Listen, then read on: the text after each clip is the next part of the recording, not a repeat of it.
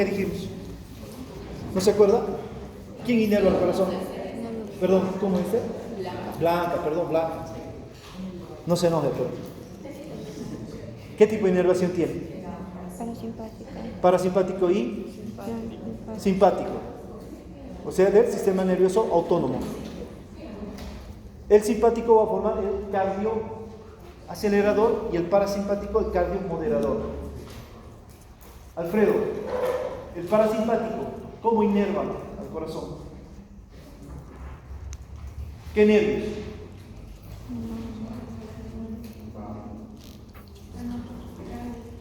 ¿Qué nervios?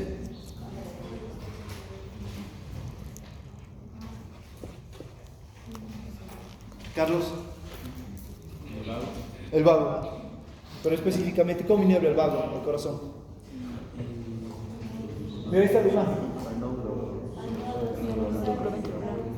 El vago derecho se va a ¿Cómo inerva? El vago derecho se va a y el izquierdo la aurícula ventricular. Madrid. El vago derecho se va a inervar al lo que es el nodo sinusal y el vago izquierdo al nodo auricular ventricular. Perfecto. Y la inervación simpática está dada por la cadena ganglionar que va, por ejemplo, C7 y T1 que va a formar el nervio estrellado, el cual inerva al tanto a las aurículas como los ventrículos. Ahora, la estimulación parasimpática.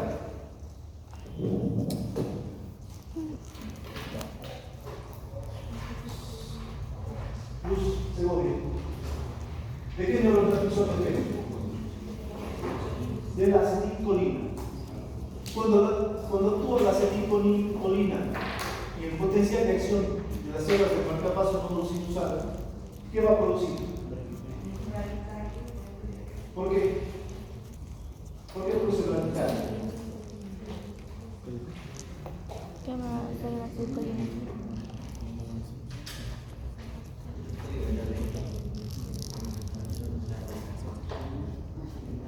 Por el sodio.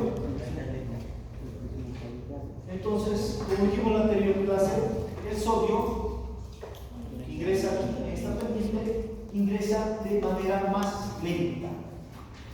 Disminuye la permeabilidad del sodio, por lo tanto, como vemos aquí, da una pendiente más inclinada, hinchada. Es por eso que va a bajar la frecuencia cardíaca. ¿Qué pasa con la adrenalina, Emanuel? ¿Por qué aumenta la frecuencia cardíaca?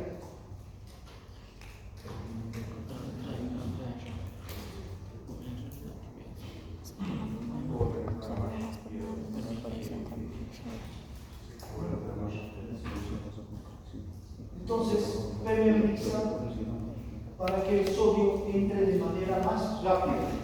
¿Y cómo es esta pendiente? Se empieza a elevar, se Más más vertical, más parada. Por lo tanto, aumenta la frecuencia cardíaca.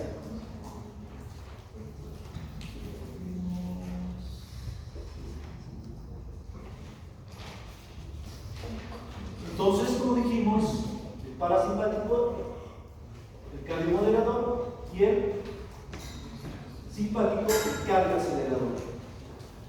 La atropina, ¿cómo actuaba? ¿Qué hacía la atropina?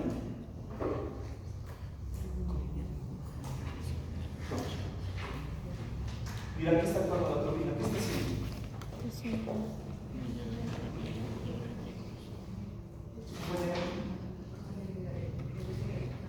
Taquicardia, ¿por qué? Ya, ¿por qué aceleraba?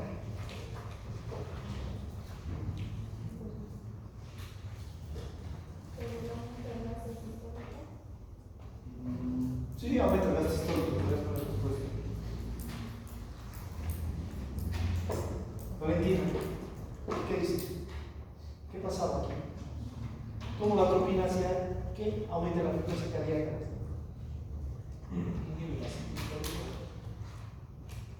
Inhibe la acetilcolina. Por lo tanto, va a ser que la membrana celular de las células de marcapaso sea más permeables al sodio. Y por lo tanto, va a aumentar la frecuencia cardíaca y te va a producir taquicardia. Es por eso cuando hay reflejos vagales se tiene que colocar atropina para inhibir al parasimpático. Ahora, el parasimpático que está representado por el nervio vago. Esta propiedad cronotrópica ¿es positiva o negativa? Negativa. ¿Qué quiere decir entonces? Que disminuye los estímulos a nivel del neurotransmisor, por lo tanto, disminuye la frecuencia cardíaca. Dromotrópica, ¿positiva o negativa? Negativa. ¿Por qué? ¿Qué quiere decir? Nada.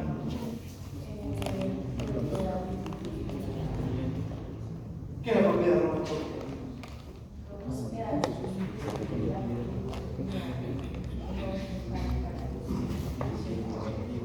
Es cuando los estímulos viajan desde el nodo sinusal hasta los ventrículos. Entonces, cuando es una propiedad dromotrópica positiva, los estímulos van a viajar más rápido. Como dice el dromo, corre. ¿Ah? Entonces, es dromotrópica negativa porque los estímulos viajan más lentos. Desde el nodo sinusal hacia los ventrículos. Excitabilidad. ¿No? No tiene. No se ha demostrado que actúe sobre la propiedad anotrópica. Inotrópica. Tampoco se ha comprobado que actúe sobre esta propiedad inotrópica. O sea, que no disminuye la fuerza de contracción de las fibras musculares. En cambio, la noradrenalina que representa el simpático es cronotrópica positiva, dronotrópica positiva, vanotrópica positiva e inotrópica positiva. Entonces, no olvidar estos detalles. Bueno, el reflejo de Volz. Juan, ¿qué es el reflejo de Volz? ¿De qué trata?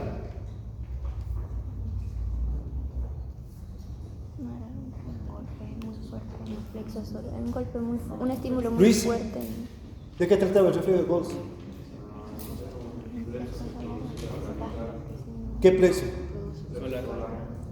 ¿Y cómo estimulabas el plexo solar para que se produzca bradicardia? Con un golpe fuerte.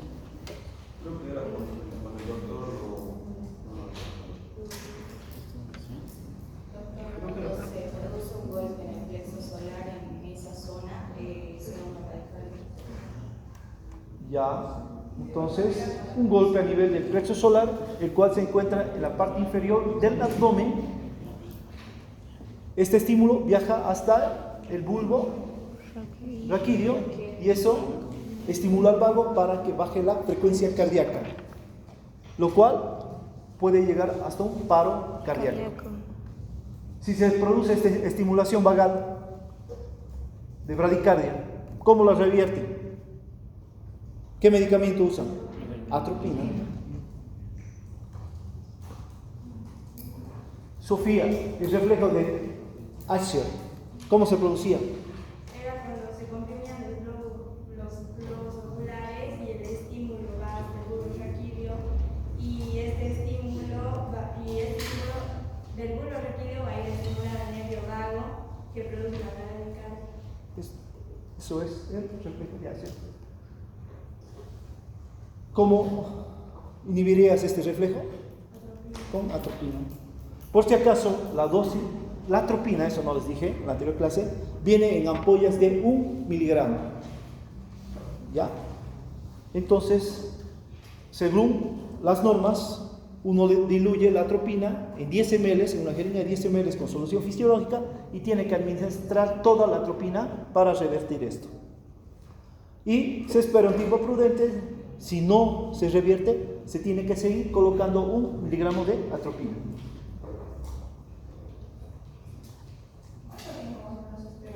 ¿Perdón? generalmente entre 60 a 2 minutos, a veces menos. Ya tiene que haber, ya tiene que actuar, a veces 30 segundos ya está actuando. Valentina, la cosa pituitaria, ¿qué pasaba? Cuando llega un estímulo muy fuerte, es dejar un raquillo y... ¿Qué tipo de estímulos? ¿Qué tipo de estímulos? Era porque era el bulbo católico. Ya. Y dejar de... ¿Pero qué estímulos tenían que ir? Olores. Olores fuertes como el formol, amoníaco, estos estimulan a la glucosa pituitaria, lo cual va a producir igualmente radicalmente. Los receptores de la vía aérea superiores, como vemos aquí, trigémino, glosofaringeo, vago, si se estimulan, igualmente no va a producir bradicardia, sobre todo cuando hacemos una intubación, ya sea nasotraqueal o una intubación orotraqueal, igualmente nos puede producir bradicardia. Lo mismo, receptores en el mesenterio, epíplon o en el intestino, si el cirujano está operando y estimula, y no está en buen plan anestésico, puede producir un estímulo vagal. Es por eso que baja la frecuencia cardíaca y si uno no está atento, el paciente puede llegar a un paro. ¿Cuál es el medicamento a utilizar? Atropina. Bueno, esto ya lo dijimos, igual a la anterior clase, las emociones intensas, aumenta la frecuencia cardíaca, lo mismo que el ejercicio físico, la digestión, aumentar o disminuir la frecuencia cardíaca. ¿Por qué? Porque mayor producción de jugo gástrico. porque necesita producir mayor cantidad de jugos gástricos para la digestión. Por lo tanto, tiene que aumentar la frecuencia cardíaca para que aumente el gasto cardíaco. Perfecto. Ahora, nos quedamos aquí. Determinación del gasto cardíaco. Bueno, en los laboratorios podemos determinar el gasto cardíaco mediante la fórmula de Fick, se llama. Entonces, esta fórmula es gasto cardíaco igual por el consumo de oxígeno por minuto dividido la diferencia arteriovenosa de oxígeno por 100. Entonces, ¿cómo sacamos esto? Como vemos aquí tenemos un alveolo, tenemos la sangre venosa, tenemos la sangre arterial. Cuando nosotros respiramos, introducimos oxígeno. Este oxígeno tiene que llegar a los alveolos. Aquí tenemos la vena pulmonar, la cual está llevando sangre oxigenada o poco oxigenada. ¿Qué sangre lleva? Oxigenada. Por si acaso, esta arteria pulmonar sale del ventrículo derecho. ¿Qué sangre estaría llevando? Sangre poco oxigenada, porque viene de los tejidos. Está más cargada de CO2. Por lo tanto, siempre que ustedes ven el color azul, es sangre venosa, poco oxigenada. ¿Ya? Luego tenemos aquí están los capilares pulmonares y tenemos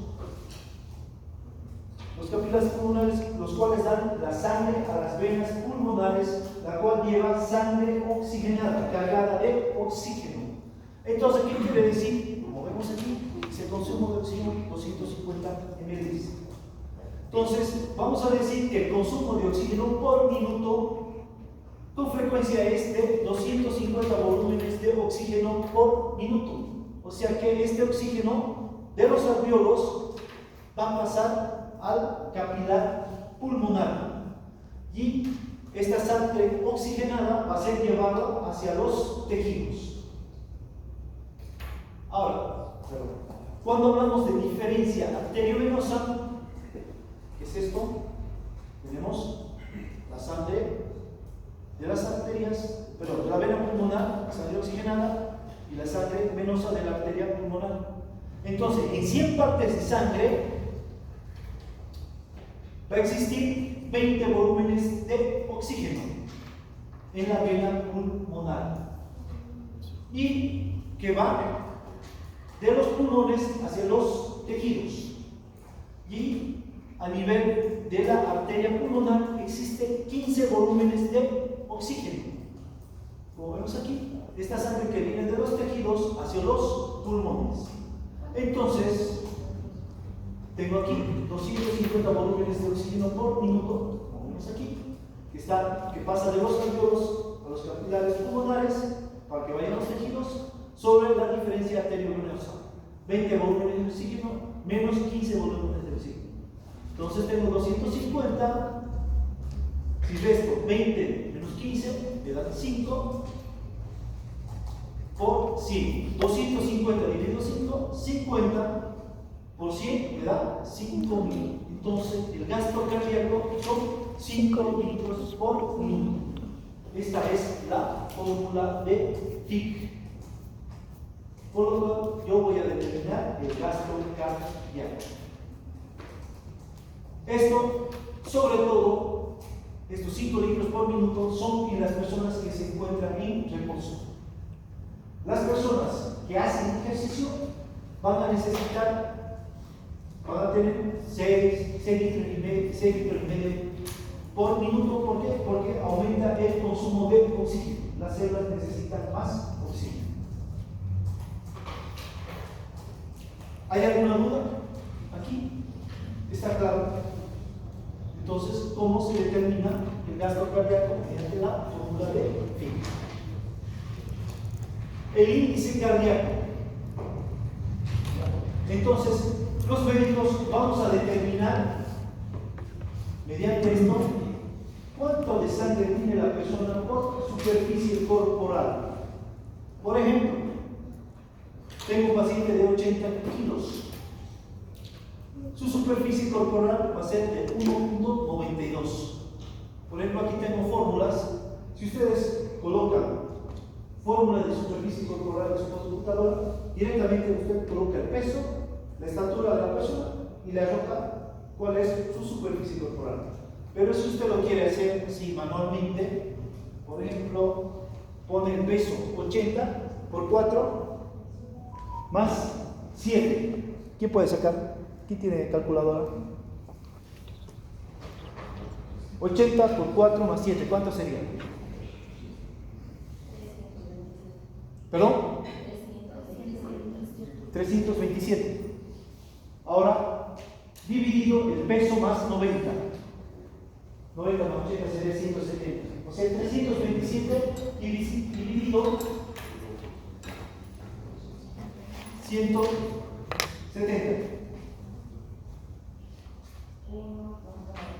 Entonces, como vemos, hemos sacado la superficie corporal, que es 1,92. Entonces, yo tengo el gasto cardíaco, que ya lo he determinado por la fórmula de Fick, que es de 5 litros dividido la superficie corporal. Ahora, 5 dividido 1.92.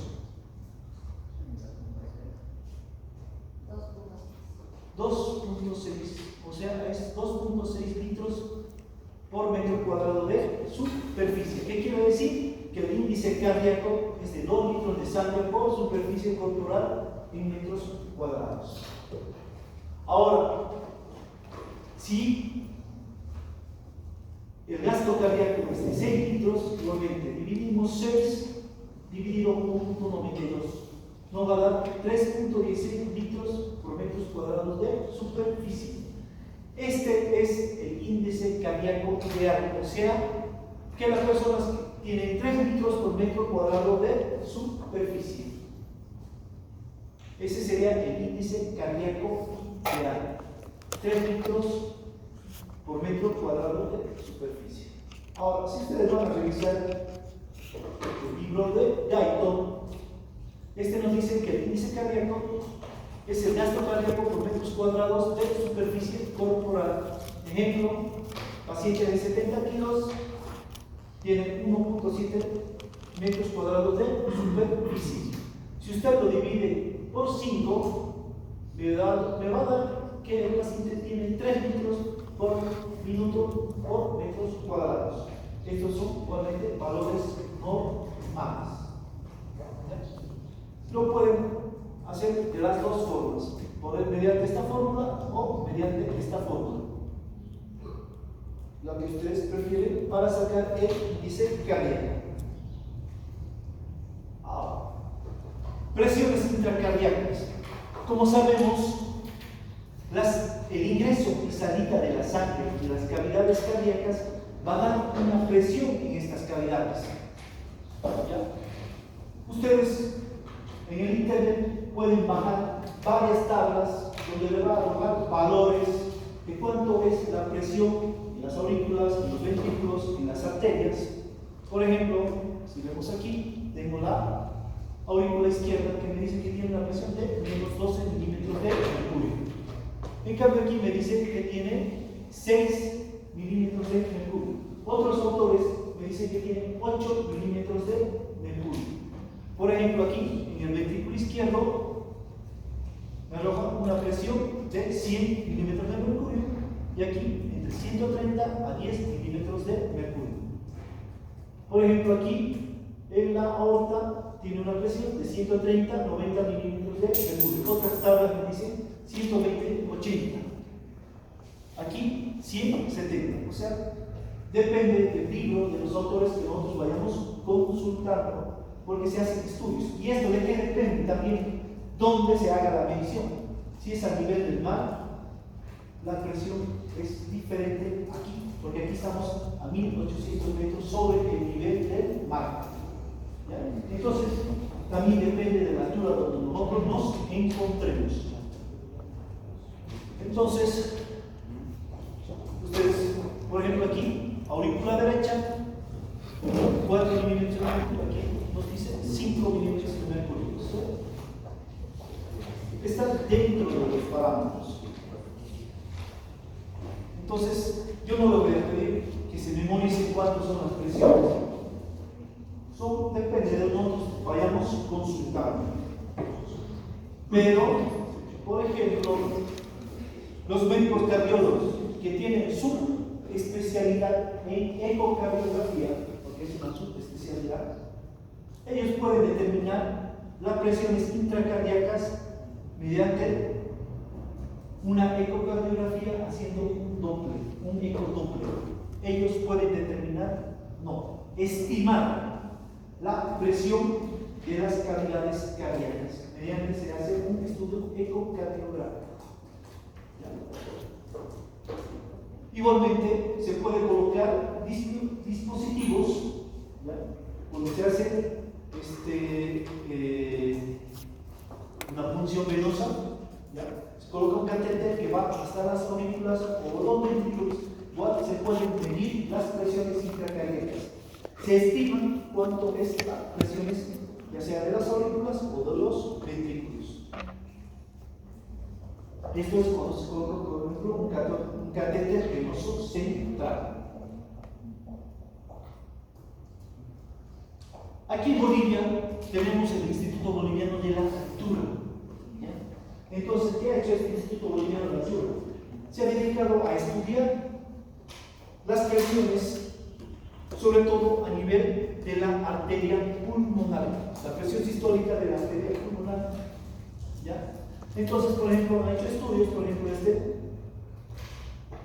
de los jugadores que están aclimatados en la altura con los jugadores que no están aclimatados a la altura.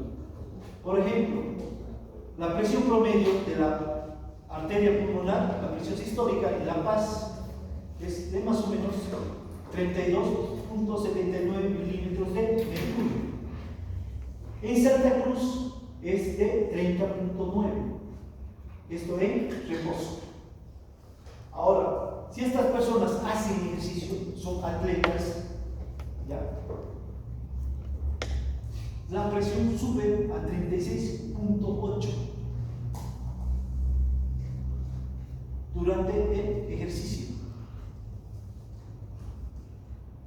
Por ejemplo, aquí en los jugadores que no están aclimatados tenían en La Paz una presión de 39.3. Miren, la diferencia es mayor que los que están aclimatados. Pero cuando hacen ejercicio, esta presión puede subir a 41.7, hasta 44.7. Como ven, las personas que no están aclimatadas a la altura, la presión de la arteria pulmonar, la presión sistólica, sube mucho más, ¿ya? Entonces es por eso que se produce una hipertensión pulmonar sistólica. ¿Y qué puede desencadenar esto? Edema de pulmón. ¿Qué significa edema de pulmón? Que los pulmones se pueden llenar de líquido. Es por eso la pelea de ir a jugar fútbol a La Paz te afecta. Está demostrado que te afecta. ¿Por qué? Porque sube la presión sistólica de la arteria pulmonar. Pero si sos un atleta y estás aclimatado, se ha demostrado que la presión no va a subir tanto como las personas que están aclimatadas. Es por eso, por ejemplo, los jugadores de la selección argentina cuando llegan a La Paz, ¿qué medicamento toman? ¿Qué? ¿Atropina? No, lo vas a matar.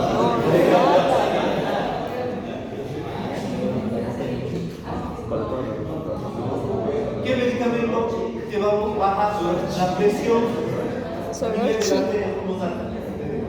¿Qué medicamento está demostrado? Solo paracetamol. ¿Qué más tiene? Coca. No, no es solo. No puede tomar coca porque salió positivo. Pero no la quiero. El medicamento que va a actuar sobre la presión sistólica pulmonar es el sildenafil, que es Viagra. ¿Qué?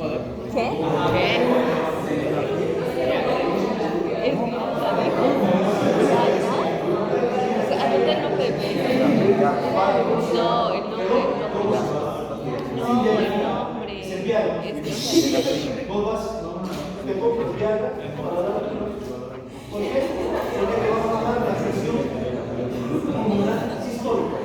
¿Qué pasa con los jugadores que van? Hoy día juegan, mañana. Cuando la presión pulmonar sistólica va a estar más elevada. ¿Qué van a hacer? Tomar Viagra. ¿Por qué? Porque te baja la presión arterial sistólica. Ya no se muere. ¿Qué pasa con Viagra? ¿No? Pero los investigadores, cuando utilizaban el Viagra para bajar la presión arterial pulmonar sistólica, se dieron que tiene efectos adversos. ¿Cuáles? ¿Cuál sería el efecto adverso del Viagra? ¿Saben? ¿Qué produce? ¿Ah? Erección, priapismo. Entonces, han utilizado, han encontrado otro uso para el Viagra, que es para la disfunción eréctil. Por eso Messi juega.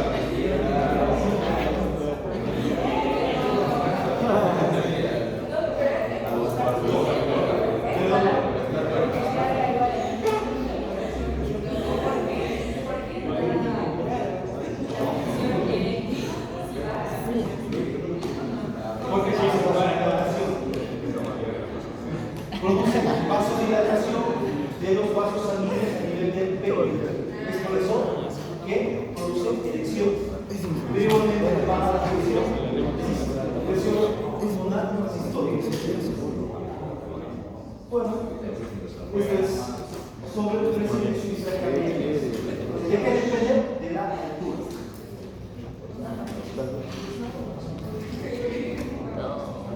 Entonces, ¿qué podemos resumir de todo esto que estamos hablando?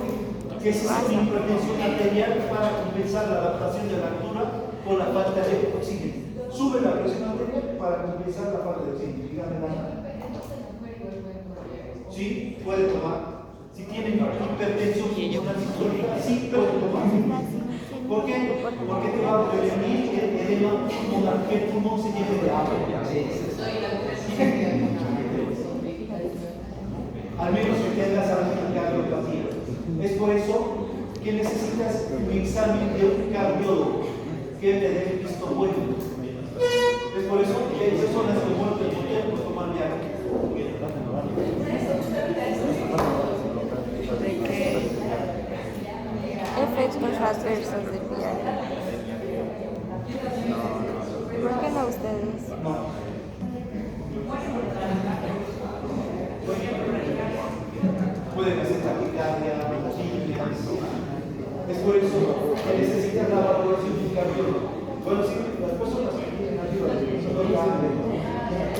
Personas jóvenes, difícil que viajan.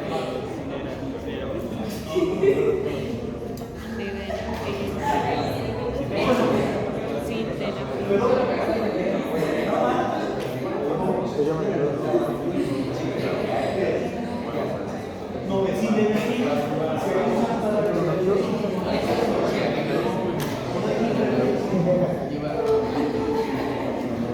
Bueno, ya, entonces vamos a ver ahora lo que corresponde a ruidos cardíacos.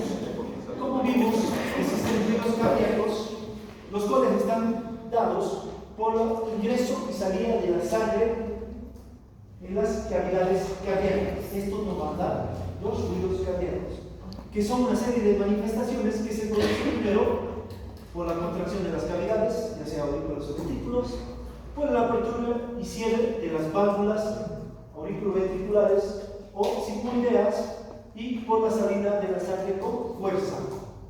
Entonces, esto nos va a dar los ruidos cardíacos. Entonces, como vemos aquí, tenemos ruidos cardíacos de la base y ruidos cardíacos de la punta. Así se llaman. Estos ruidos cardíacos ustedes lo van a estudiar en biología. Entonces, los ruidos de la punta. Tenemos aquí, trazamos una línea medio clavicular que baja y hace intersección con una línea del quinto espacio intercostal. Como vemos, 1, 2, 3, 4, 5. Entonces, la intersección entre la línea del quinto espacio intercostal y la línea medio clavicular me va a dar un punto de auscultación que es de la válvula mitral.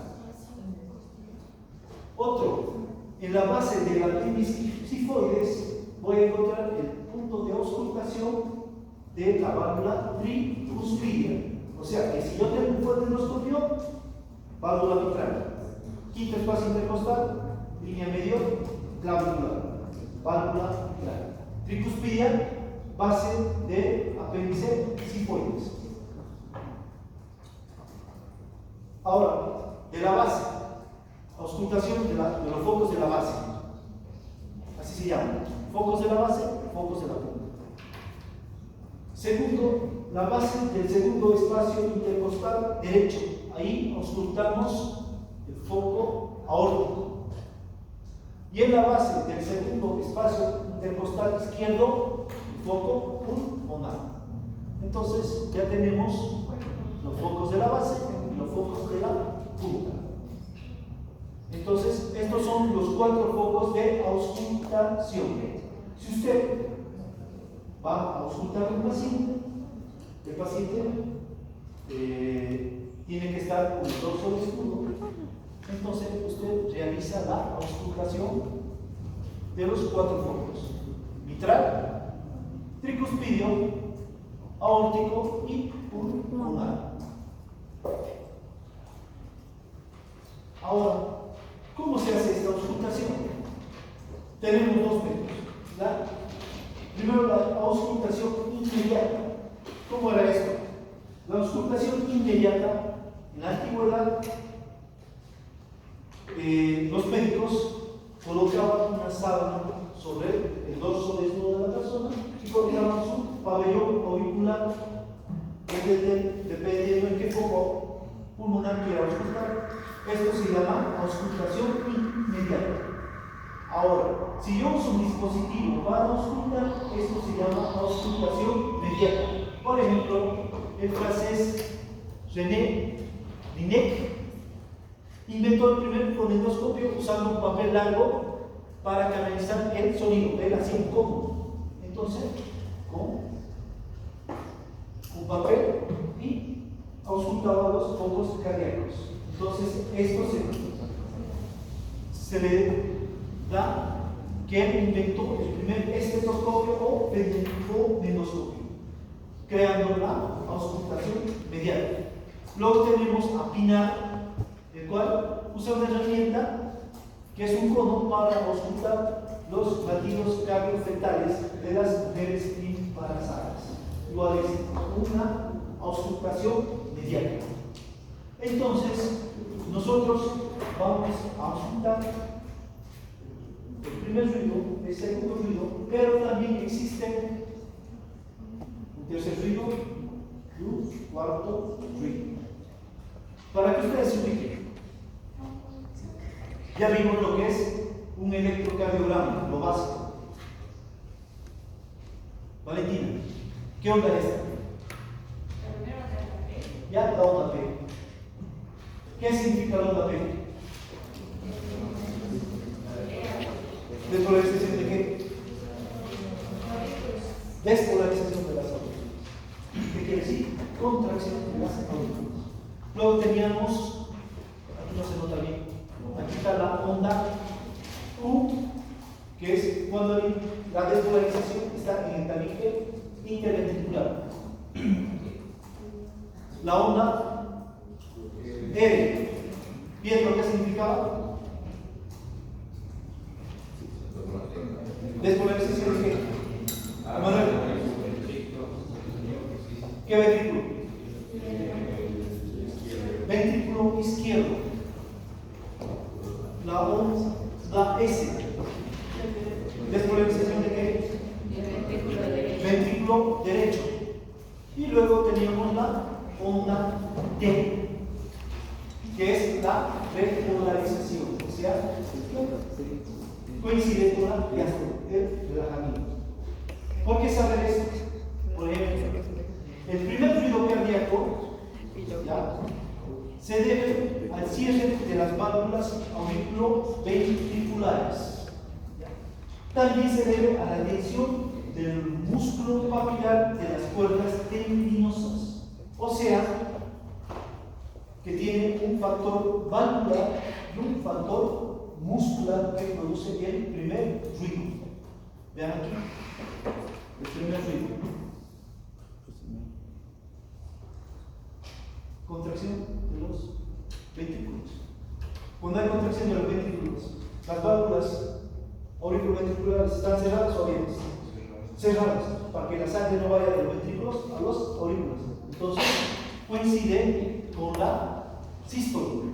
¿Por qué? Las válvulas auriculoventriculares están cerradas. Ese cierre es el primer ruido. ¿De qué más depende?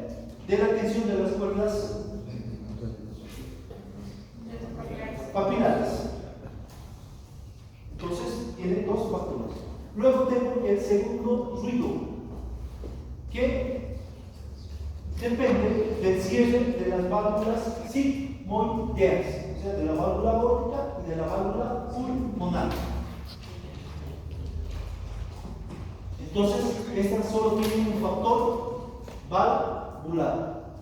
Aquí tenemos el segundo ruido. Como vemos, coincide con la diástole. En la diástole, ¿cómo están las válvulas sigmoideas? Cerradas. Entonces, coincide con la diástole. Luego, como vengo aquí, tengo un tercer ruido, que igual coincide con la diástole. Este tercer ruido es cuando se produce el llenado de los ventrículos y las válvulas sigmoideas se encuentran cerradas y hay presión sobre los ventrículos. Esto produce el tercer ruido. Esto se escucha en personas que tienen tórax poco desarrollado, como los niños. Y igualmente tengo un cuarto ruido, como vemos, coincide con onda P. ¿Qué quiere decir esto? Que el cuarto ruido depende de la contracción de qué? De las aurículas. Cuando las aurículas se contraen, en la sístole auricular, se produce este cuarto ruido. Entonces ya sabemos, existe un primero, un segundo, un tercer, un cuarto ruido. Aquí está, ¿verdad? Primer ruido depende del cierre de las válvulas auriculoventriculares y de la tensión del músculo papilar de las cuerdas tendinosas. O sea que tiene un factor valvular y un factor muscular que produce el primer ruido. El segundo, ¿a qué se debe mover? Aquí está hablando.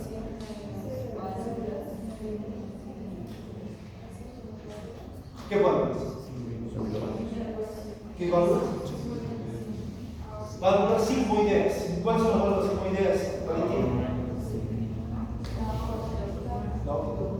Ese es el segundo ruido. El tercer ruido, Juan, ¿a qué se debe? ¿A qué se debe el tercer ruido?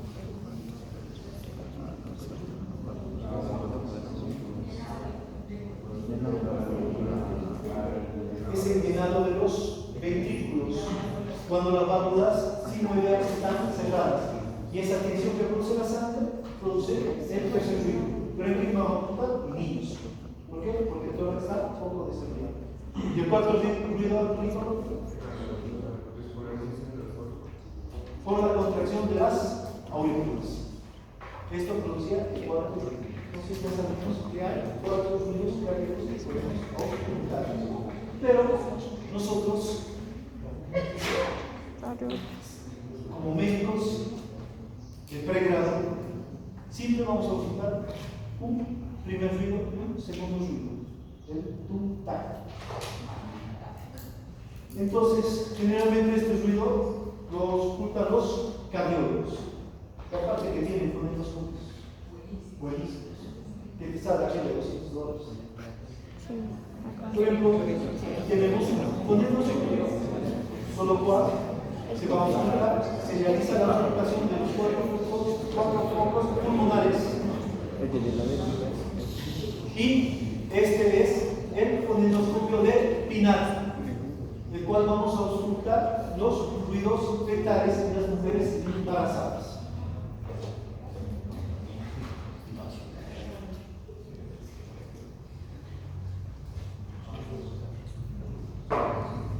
Ahora tenemos lo que son los pulsos arteriales.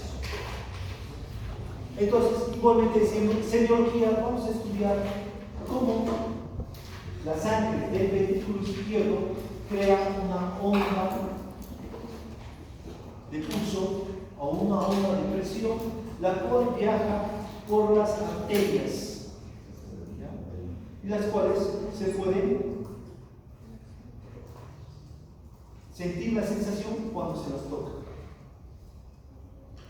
Por ejemplo, tenemos el pulso carotídeo, que lo tomamos en el cuello, que sería un pulso central. Tenemos pulso humeral, pulso radial, que está en la muñeca, en la parte derecha, o lateral. Igualmente hay un pulso cubital, el pulso de la arteria femoral, que está en la ingle. Tenemos el pulso popliteo, el cual se encuentra en el hueco popliteo. Tenemos el pulso en la tibial posterior y el pulso pedio. Todos estos pulsos nosotros los podemos sentir para valorar la presión del pulso. Entonces, vamos a decir que es la sensación de expulsión que se recoge periódicamente al comprimir la arteria sobre un plano resistente y coincide con el latido cardíaco. Si hay un latido cardíaco y expulsa sangre, se va a crear una onda de presión, la cual nos va a dar el pulso. ¿Qué significa cuando el pulso de la arteria se nota demasiado? ¿Se qué? Se nota la arteria.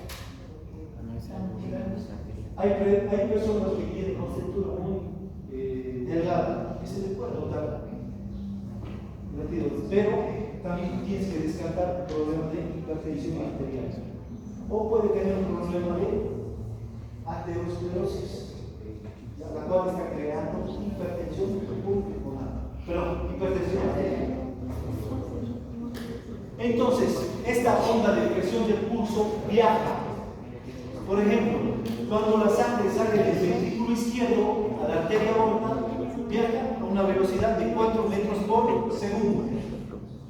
Ahora, cuando el diámetro de las arterias van disminuyendo, como vemos aquí, tenemos la aorta, aquí viaja a 4 metros por segundo. Luego disminuye el diámetro de las arterias, son arterias de mediano calibre, y la velocidad aumenta a 8 metros por segundo. Y sigue disminuyendo el calibre de estas arterias y la velocidad aumenta en estas arterias de pequeño calibre a 16 metros por segundo. O sea, disminuye el diámetro de las arterias y aumenta la velocidad de la bomba de presión. Diámetro. Ahora, el pulso tiene propiedades. La primera, tenemos la amplitud. La amplitud es la sensación que uno tiene al presionar por ejemplo, la arteria radial sobre el radio, y tiene una sensación de tamaño, de magnitud del pulso. Cuando este pulso es fácilmente reconocido, es un pulso amplio. En cambio, si es difícil de reconocer, es un pulso débil, un pulso de amplitud reducida. A eso nos referimos con amplitud. Igual, la otra propiedad es igualdad. Esto quiere decir que las sensaciones que nosotros recogemos tienen que tener la misma medida de sensación de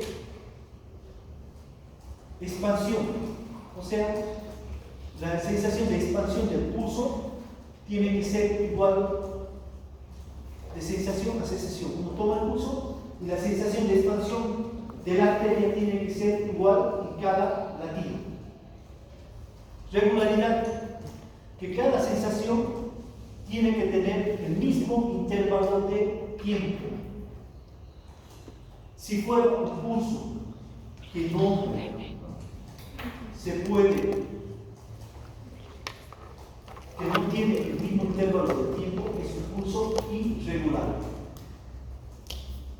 ¿Cuándo se da esto? Cuando hay arritmias cardíacas, es un pulso irregular. Tensión o dureza del pulso. Esta tensión o dureza se da por las fibras elásticas que presentan en sus paredes las arterias. Cuando, por ejemplo, en las personas jóvenes, las paredes de las arterias tienen fibras elásticas, que cuando la sangre choca, estas arterias se expanden y luego se colapsan. Y cuando se colapsan las paredes, no dejan que la onda de pulso viaje por debajo de esta arteria. En cambio, cuando es un pulso duro, hay falta de fibras elásticas, la sangre choca y la onda de pulso, como es una pared dura, esta onda de pulso sigue viajando por debajo de esta arteria. Esto es lo que pasa en las personas adultas, donde las paredes de la arteria ya están duras, está reemplazado por tejido fibroso. Entonces, a esto nos referimos con tensión o dureza del pulso. La frecuencia. La frecuencia del pulso tiene que coincidir con los latidos cardíacos. Si nosotros tenemos 60 latidos por minuto de frecuencia cardíaca, el pulso tiene que coincidir con 60 pulsaciones. Entonces, si tenemos taquicardia, o sea que la frecuencia cardíaca va a estar arriba de 100 latidos por minuto, el pulso va a ser más de 100 pulsaciones por minuto. ¿Cómo se llama esto? Taquisfipnia. Taquis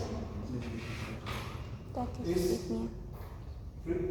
frecuencia alta y fipnia, pulso. Por eso es taquisfipnia.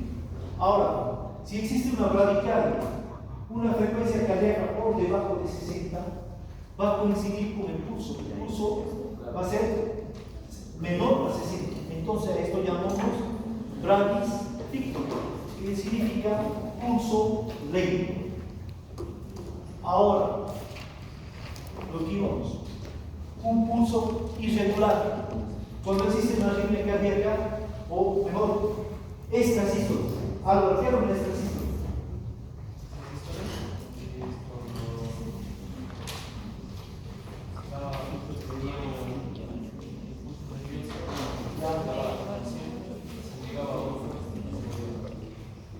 Entonces, de la extrasístole se traduce como se habla cuando existe una contracción, pero esta no expulsa sangre, por lo tanto no va a dar una onda de presión. Entonces el pulso va a ser irregular, o sea, existe un latido cardíaco, pero no existe el pulso, o sea, no coincide. ¿Por qué? Porque esa contracción del ventrículo no está expulsando sangre. Por lo tanto, no va a crear una onda de presión. A esto lo voy a llamar un pulso irregular. Entonces, todo esto respecto al pulso. Excitación y ritmicidad del corazón. Como vemos aquí, tenemos al sistema de conducción del corazón, donde tenemos al nódulo sinusal, al nódulo auriculoventricular, al haz de His y a la red de Purkinje. Entonces, ¿qué vamos a ver aquí? Cómo el impulso va a viajar desde el nódulo sinusal hasta los ventrículos, hasta el miocardio y hasta el epicardio. ¿Cuánto tarda este impulso para viajar? Entonces, ¿qué tenemos que saber aquí? Que existe el automatismo. Sofía, ¿qué es el automatismo? Cuando es la negatividad cronológica. Es el cronotropismo. Pero el automatismo es por lo cual el nodo sinusal tiene impulsos propios. El nodo sinusal te crea impulsos de 100 a 60 latidos por minuto. Entonces, el automatismo de este nódulo sinusal nos va a dar de 60 a 100 latidos por minuto. Este impulso va a viajar, como ya sabemos, a la aurícula izquierda y por los nodos internodales al nódulo auriculoventricular. Desde el nódulo auriculoventricular, como dijimos, al haz de His y a la red de Purkinje. ¿Qué tenemos que saber aquí? Como ven, aquí tenemos al nódulo auriculoventricular, el cual nos va a dar una frecuencia más o menos entre 40 a 50 latidos por minuto. Entonces, este nódulo auriculoventricular tiene, por ejemplo, aquí tenemos los haces internodales, que son estos, y tenemos las fibras de transición. Tenemos las fibras de transición. Luego tenemos aquí los haces penetrantes. Y por último tenemos al haz distal. ¿Por qué tenemos que saber esto? Porque cuando viaja el impulso, ¿ya?, se produce un retraso de este impulso. ¿Ya? Entonces, cuando viaja del nódulo sinusal al nódulo auriculoventricular, se produce un retraso de 0.03 segundos. O sea, el impulso que viaja de aquí a aquí tiene un retraso de 0.03 segundos. Ahora, cuando este impulso llega a las fibras de transición que vemos aquí, que son estas, que están en el nódulo auriculoventricular, tiene un retraso de 0.09 segundos. Luego este impulso va hacia el nódulo auriculoventricular y se va a producir, o sea, al pasar por las fibras penetrantes y las fibras distales, tiene un retraso de 0.04 segundos. Entonces, el nódulo auriculoventricular va a tener un retraso total de 0.13 segundos. Ahora, el haz del nódulo auriculoventricular a la red de Purkinje el impulso está en el haz de His. El retraso que se produce en el haz de His a la red de Purkinje es de 0.03 segundos. Y cuando llega al miocardio y tiene que llegar hasta el epicardio, tiene un retraso total de 0.3 segundos. Entonces, ¿qué quiere decir todo esto? Si ustedes suman todo esto, nos va a dar 0.02, 0.22 segundos. Que quiere decir que el impulso viaja desde el nodo sinusal al confín del epicardio, tiene un total de duración de 0.22 segundos. Es el tiempo con el que viaja el impulso desde el nodo sinusal hasta los confines del epicardio, con todos los retrasos que sufre en todo su periodo. Entonces, a esto nos referimos a la propiedad de condutibilidad, que es cuando viaja el impulso nervioso. Esto es lo normal, 0.22 segundos. Ahora la pregunta: si actúa la noradrenalina, este impulso, este 0.22, ¿va a ser mayor o menor? ¿Qué hace la noradrenalina? ¿Aumenta la conductividad o disminuye la conductividad? Aumenta la conductividad. Y si aumenta, el tiempo va a ser menor que 0.22 segundos. Si actúa la acetilcolina, ¿es cromotrópica positiva o negativa? Negativa. Por lo tanto, el tiempo del impulso va a ser mayor a 0.22 segundos. Entonces, esta es la explicación de cómo viajan los impulsos desde el nódulo sinusal hasta los confines del epicardio. Bueno, con esto terminaríamos esta parte, lo que corresponde a la misión cardiaca. Entonces, el día viernes en la práctica va a haber preguntas, todo lo que hemos avanzado hasta ahora. ¿Cómo